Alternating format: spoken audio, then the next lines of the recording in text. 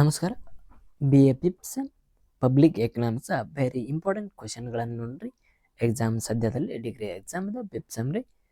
ಆದ ಕಾರಣ very important ಕ್ವಶನ್ಗಳ ನಿಮ್ಗೆ ಅವಶ್ಯಕತೆ ಭಾಳ ಐತಿ. ನಮ್ಮ ಚಾನಲ್ ಯಾರೇನ ಸಬ್ಸ್ಕ್ರೈಬ್ ಇಲ್ಲ ಆಗ ಸಬ್ಸ್ಕ್ರೈಬ್ ಮಾಡಿರಿ.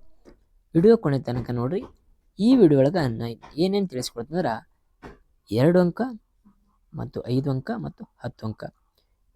ವಿಡಿಯೋ ಕೊನೆಯದಲ್ಲಿ ನಾ ಏನು ತಿಳಿಸ್ತೇನೆ ಅಂದ್ರೆ 10 ಅಂಕದ ವೆರಿ ಇಂಪಾರ್ಟೆಂಟ್ ಕ್ವಶನ್ಗಳನ್ನು ತಿಳಿಸ್ತಾನೆ. ಆದ ಕಾರಣ ವಿಡಿಯೋ ಕಂಪ್ಲೀಟ್ ಆಗಿ ನೋಡ್ರಿ. ನಿಮಗೆ ಅಲ್ಲಿ ಯಾವ 10 ಮಾರ್ಕ್ಸ್ ಇಂಪಾರ್ಟೆಂಟ್ ಕ್ವಶನ್ಗಳನ್ನ ಯಾವ ಬರ್ತಾವ ಯಾವ ಬರಲ್ಲ ಎಂಬುದನ್ನು ಅಲ್ಲಿ ಖಚಿತ ಮಾಡ್ಕೋದು.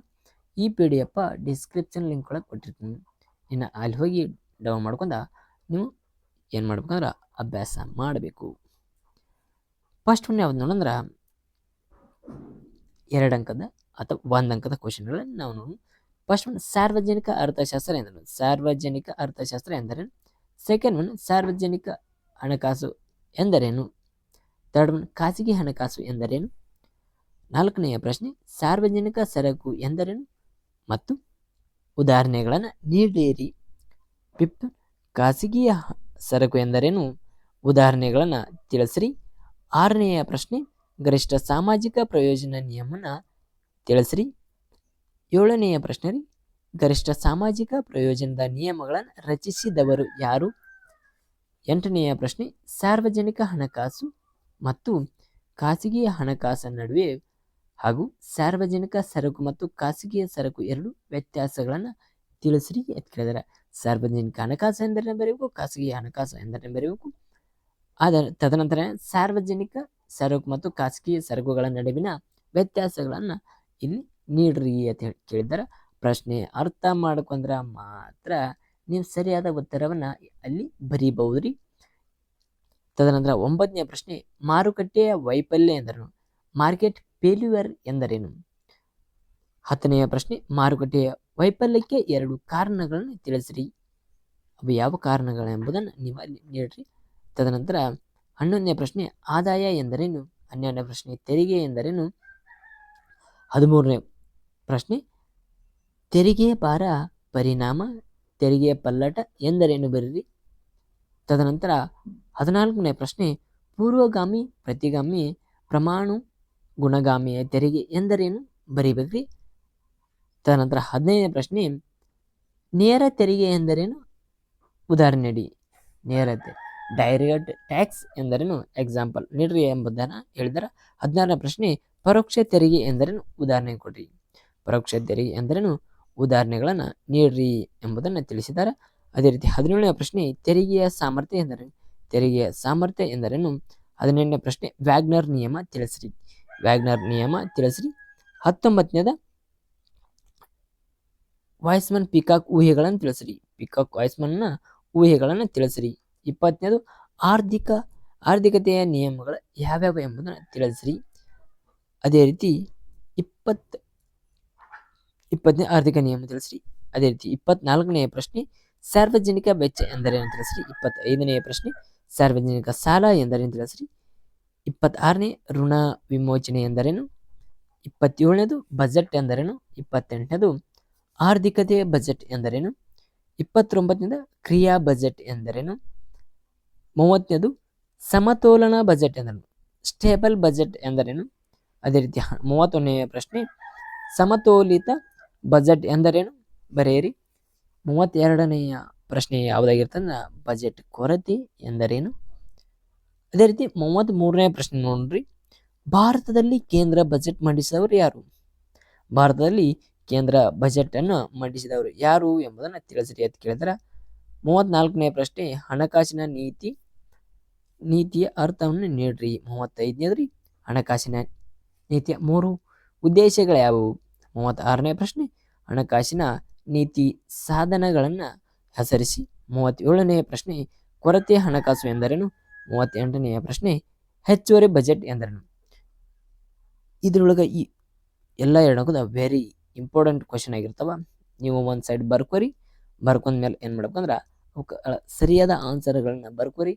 ಆನ್ಸರ್ ಬರ್ಕೊಂಡ ಸ್ಟಡಿ ಮಾಡಿ ಎಕ್ಸಾಮ್ ಒಳಗೆ ಹೋಗಿ ಬರೀರಿ. ನಿಮಗೆ ಅಲ್ಲಿ 50ರಿಂದ 60 ಕಣ್ಮುಚ್ಚಿ ಮಾರ್ಕ್ಸ್ಗಳ ಬರ್ತಾವ. ತದನಂತರ 5 ಅಂಕದ ಪ್ರಶ್ನೆ ರೀ. 5 ಅಂಕದ ಪ್ರಶ್ನೆ ರೀ. ಫಸ್ಟ್ನೇ ಯಾವಂದ್ರ ಸಾರ್ವಜನಿಕ ಮತ್ತು ಖಾಸಗಿ ಹಣಕಾಸು ನಡುವಿನ ವ್ಯತ್ಯಾಸ ವಿವರಿಸಿ. ಸಾರ್ವಜನಿಕ ಹಣಕಾಸು ಮತ್ತು ಖಾಸಗಿ ಹಣಕಾಸಿನ ನಡುವಿನ ವ್ಯತ್ಯಾಸ ಬರೀರಿ. ಇಲ್ಲಿ ಕಂಪ್ಲೀಟ್ 5 ಮಾರ್ಕ್ಸಿಗೆ ಎಷ್ಟು ಬರೀಬೇಕಂದ್ರೆ ಕಂಪ್ಲೀಟ್ 3 ಫೇಸ್ ಅನ್ನು ತುಂಬುತ್ತಾ ಇರಬೇಕು. 3 ರಿಂದ 4 ಆಗಿರ್ಬಹುದು.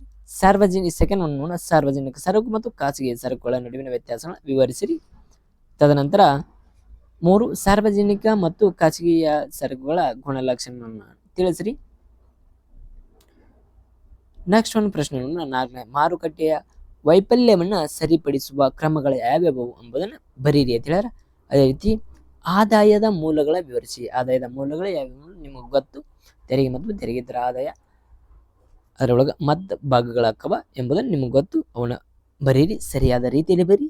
ಆ ಕೋಷ್ಟಕಗಳನ್ನು ರಚಿಸಿ ಪ್ರತಿಯೊಂದು ವಿಷಯವಾರ ಕುರಿತಂತೆ ವಿವರಣೆ ಮಾಡಿ. ತದನಂತರ 7 ಸಾರ್ವಜನಿಕ ಸಾಲದ ಉದ್ದೇಶ ಮತ್ತು ಮೂಲಗಳನ್ನು ವಿವರಿಸಿ. 10ನೆಯ ಪ್ರಶ್ನೆ ಹಣಕಾಸಿನ ನೀತಿಯ ಉದ್ದೇಶ ಮತ್ತು ಸಾಧನಗಳನ್ನು ತಿಳಿಸಿ ಅಥವಾ ವಿವರಿಸಿ. 11ನೆಯ ಪ್ರಶ್ನೆ ಕೊರತೆ ಹಣಕಾಸಿನ ಅನುಕೂಲತೆಗಳು ಮತ್ತು ಅನಾನುಕೂಲತೆಗಳನ್ನು ವಿವರಿಸಿ. 12ನೇ ಪ್ರಶ್ನೆ ಬಜೆಟ್ ವಿಧಗಳನ್ನು ವಿವರಿಸಿ. 13ನೇ ಪ್ರಶ್ನೆ ಹಣಕಾಸಿನ ನೀತಿಯ ಉದ್ದೇಶಗಳನ್ನು ಬರೆಯಿರಿ. 14ನೇ ಪ್ರಶ್ನೆ ಕೊರತೆ ಹಣಕಾಸು ಎಂದರೇನು, ಅವುಗಳ ಅನುಕೂಲತೆಗಳನ್ನು ಅಥವಾ ಅನುಕೂಲಗಳನ್ನು ಬರೆಯಿರಿ ಹಾಗೂ ವಿವರಣೆ ಮಾಡಿರಿ ಎಂಬುದನ್ನು ತಿಳಿಸಿದ್ದಾರೆ. 10ನೆಯ ಪ್ರಶ್ನೆ ವೆರಿ ಇಂಪಾರ್ಟೆಂಟ್ ಕ್ವೆಶನ್ ರೀ. 10ನೆಯ ಪ್ರಶ್ನೆ ಫಸ್ಟ್ ಸಾರ್ವಜನಿಕ ಹಣಕಾಸಿನ ವ್ಯಾಪ್ತಿ ಮತ್ತು ಪ್ರಾಮುಖ್ಯತೆಯನ್ನು ವಿವರಿಸಿ. ತದನಂತರ ಸೆಕೆಂಡ್ ಒನ್ ಮಾರುಕಟ್ಟೆಯ ವೈಫಲ್ಯ ಕಾರಣಗಳನ್ನು ಚರ್ಚಿಸಿ. ಥರ್ಡ್ ಒನ್ ತೆರಿಗೆಯ ನಿಯಮ ವಿಶ್ಲೇಷಿಸಿ. 4ನೆಯ ಪ್ರಶ್ನೆ ಉತ್ಪಾದನೆಯ ವಿತರಣೆ ಮತ್ತು ಇತರರ ಮೇಲೆ ತೆರಿಗೆಯ ಪರಿಣಾಮಗಳನ್ನು ವಿವರಿಸಿ. 5ನೆಯ ಪ್ರಶ್ನೆ ಹೆಚ್ಚುತ್ತಿರುವ ಸಾರ್ವಜನಿಕ ವೆಚ್ಚದ ಕಾರಣಗಳನ್ನ ವಿವರಿಸಿ. 6ನೆಯ ಪ್ರಶ್ನೆ ಸಾರ್ವಜನಿಕ ವೆಚ್ಚದ ವ್ಯಾಗ್ನರ್ ನಿಯಮ. ಇದು ವೆರಿ ವೆರಿ ಇಂಪಾರ್ಟೆಂಟ್ ರೀ. ವ್ಯಾಗ್ನರ್ ನಿಯಮ ಕಂಪ್ಲೀಟ್ ಆಗಿ ಕೇಳ್ತಾನ, ಕಂಪ್ಲೀಟ್ ಆಗಿ ನೀವು ಓದ್ಕೊರಿ. ತದನಂತರ ಎಕ್ಸಾಮ್ ಒಳಗೆ ಬರೀರಿ. ಅದೇ ರೀತಿ 7ನೆಯ ಪ್ರಶ್ನೆ ಸಾರ್ವಜನಿಕ ವೆಚ್ಚದ ಪರಿಣಾಮಗಳನ್ನು ವಿವರಿಸಿ. 8ನೆಯ ಪ್ರಶ್ನೆ ಬಜೆಟ್ ವಿಧವನ್ನು ತಿಳಿಸಿರಿ ಮತ್ತು ವಿವರಿಸಿ. ಬಜೆಟ್. ಅದೇ ರೀತಿ ನೀಡಿರುವ ದತ್ತಾಂಶ ಕ್ವಶನ್ ಕೊರತೆಯನ್ನು ಲೆಕ್ಕಾಚಾರ ಹಾಕಿರಿ. ಇಲ್ಲಿ ಒಂದು ಲೆಕ್ಕಾಚಾರವನ್ನು ನೀಡಿದ್ದಾರೆ, ಆ ಲೆಕ್ಕಾಚಾರನ ನೋಡ್ಕೊರಿ. ABC ಮತ್ತು ಸೆಕೆಂಡ್ ಒಳಗೆ ನೀಡಿದ ದತ್ತಾಂಶಗಳನ್ನು ಕೊರತೆಯನ್ನು ಲೆಕ್ಕ ಹಾಕಿರಿ. ಇಲ್ಲಿ ಕ್ವಶನ್ಗಳನ್ನು ಅದಾವ. ಇಲ್ಲಿ 10 ಮಾರ್ಕ್ಸ್ ಕ್ವಶನ್ಗಳದಾವ, ಅಂದ್ರೆ ಲೆಕ್ಕನ ಬರಿಬಹುದು. 6 ಕ್ವಶನ್ ಅದಾವ. ಇವು ನೋಡ್ಕೊರಿ. ಇವನ್ನ ನಿಮ್ಗೆ ಆ ಲೆಕ್ಕಗಳನ್ನು ಬರ್ತಿದಾರೆ ಅಂದ್ರೆ ಸಂಸ್ಕೃತವಾಗಿ ಅಲ್ಲಿ ಬರೀರಿ. ಇದ ಫಿಕ್ಸ್ ಕ್ವಶನ್ ಟ್ಯಾಕ್ಸ್ ಮೇಲೆ ಐತಿ. ಅದೇ ರೀತಿ ನೀವು ಅಲ್ಲಿ ಇದನ್ನು ಬರೀರಿ, ಸರಿಯಾದ ರೀತಿಯಲ್ಲಿ ಲೆಕ್ಕವನ್ನು ಮಾಡಿರಿ.